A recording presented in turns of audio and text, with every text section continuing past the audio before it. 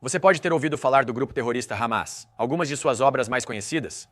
A onda de décadas de atentados suicidas a ônibus, restaurantes e boates israelenses nos anos 90 e 2000 e, recentemente, lançando milhares de foguetes contra cidades israelenses, cavando túneis para infiltração e ataques terroristas em Israel, inspirando outros ataques por terroristas individuais.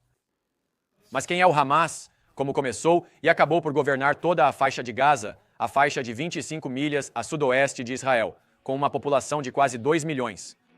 E como o Hamas é diferente de seu feroz rival Fatah?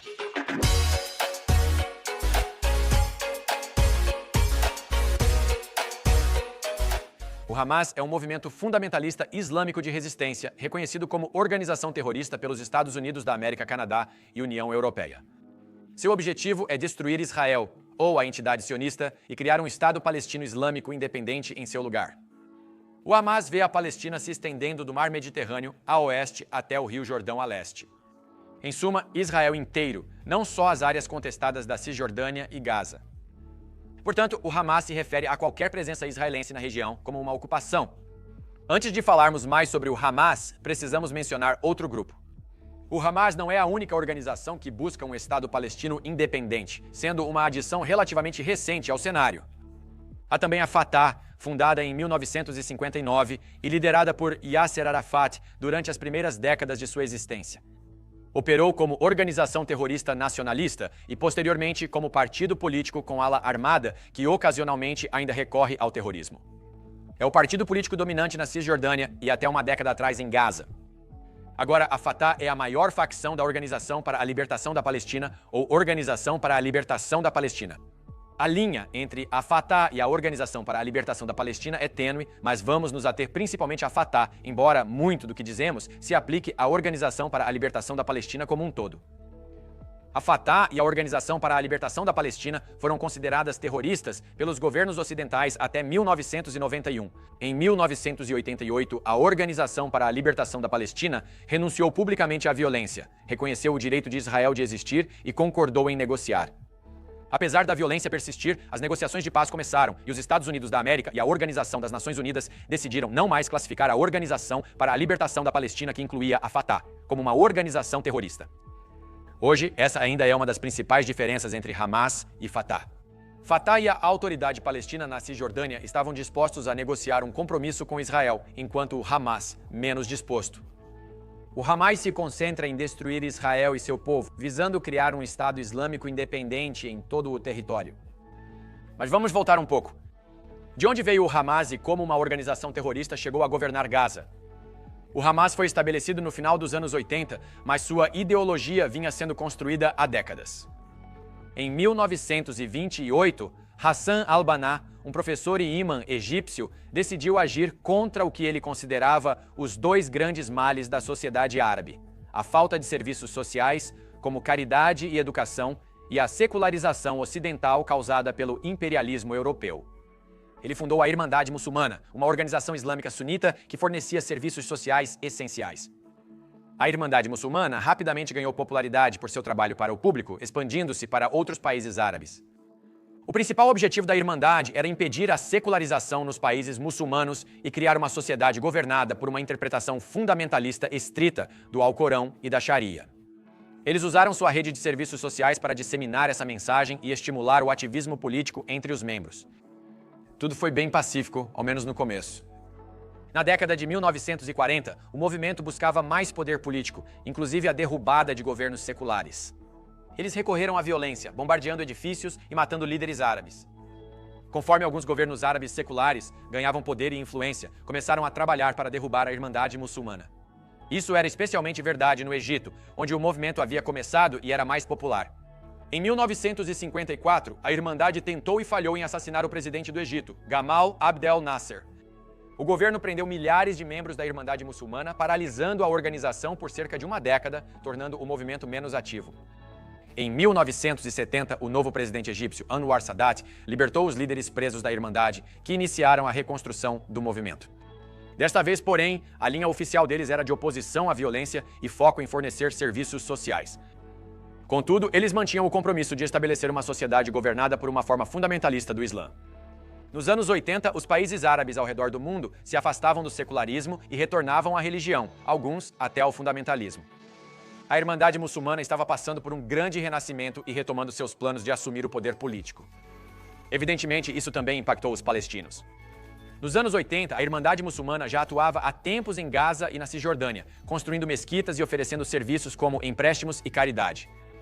Porém, em 1987, o líder religioso Sheikh Ahmed Yassin fez uma jogada que mudou o jogo para sempre. Ele uniu a Irmandade Muçulmana em Gaza no novo movimento Hamas. Assim como a Fatah, o principal objetivo do movimento era criar um Estado palestino independente. Mas ao contrário da Fatah, eles usaram a religião para apoiar suas ideias e queriam que o Estado fosse governado por uma forma fundamentalista da doutrina islâmica. Contudo, segundo a historiadora Anita Shapira, as ações iniciais do Hamas focaram em prover serviços sociais e educacionais. Eles queriam destruir Israel e seus judeus, mas não achavam que era o momento certo ainda. Eles discutiam sobre manter a integridade, evitar a corrupção e respeitar proibições religiosas, como o consumo de álcool. Até mesmo o governo israelense inicialmente apoiou o Hamas, apesar de seu antissemitismo explícito, pois isso lhes parecia vantajoso. Eles acreditavam que, se o Hamas assumisse o poder, a Fatah ficaria mais fraca, reduzindo o risco geral de violência contra Israel. Como veremos, porém, eles estavam errados. No início de dezembro de 1987, um movimento palestino de base iniciou uma revolta conhecida como a Primeira Intifada. Começou com manifestantes palestinos atirando pedras e coquetéis Molotov, mas logo escalou para terroristas coordenando ataques com armas, granadas e outros explosivos. A Primeira Intifada foi principalmente orquestrada pela Fatah, mas alguns terroristas participantes também eram do Hamas, convencendo seu líder, Ahmed Yassin, de que estava errado em adiar o início de uma guerra santa. Agora era a hora de destruir Israel e seus judeus, não através da disseminação de sua doutrina e recrutamento de membros, mas através da violência. Apesar da intifada, o governo palestino, liderado pela Fatah, tentava negociar com Israel. Porém, o Hamas se opunha a compromissos, especialmente os que permitissem a existência de Israel, desaprovando o plano da Fatah de criar um Estado palestino secular. Em 1988, o Hamas codificou oficialmente sua carta, declarando claramente sua posição. Segundo a carta, os sionistas controlavam tudo, desde a mídia global, as revoluções francesa e comunista, até a Organização das Nações Unidas. Eles acreditavam que Israel era apenas o começo, e logo os judeus dominariam o mundo inteiro. Assim, o antissemitismo e a oposição à existência de Israel sempre foram centrais na filosofia do Hamas. Eles não agiram de imediato, mas durante a Primeira Intifada já utilizavam o terrorismo para atingir seus objetivos. A Primeira Intifada terminou em 1993. Mais de 1.000 palestinos foram mortos por forças israelenses tentando reprimir a revolta e cerca de 150 israelenses morreram em ataques palestinos. A revolta cessou após Israel e a Organização para a Libertação da Palestina, chefiada pela Fatah, firmarem os acordos de Oslo. Os acordos visavam acabar com a violência e iniciar conversas que levariam a 2 estados independentes, um para os judeus e outro para os palestinos. Mas isso não significava o fim do terrorismo. Como esperado, o Hamas discordava dessa ideia. Nos anos 90, o Hamas realizou uma série de atentados suicidas em Israel, causando a morte de mais de 200 israelenses.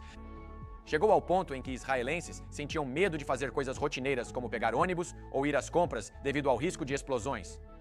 Em menos de 20 anos, o Hamas evoluiu de um movimento de assistência social que acreditava na destruição futura de Israel por meio de uma guerra santa, para um que ativamente buscava matar o maior número possível de civis israelenses. Por muitas razões, entre elas o terrorismo contínuo, as negociações entre Israel e o governo palestino acabaram falhando.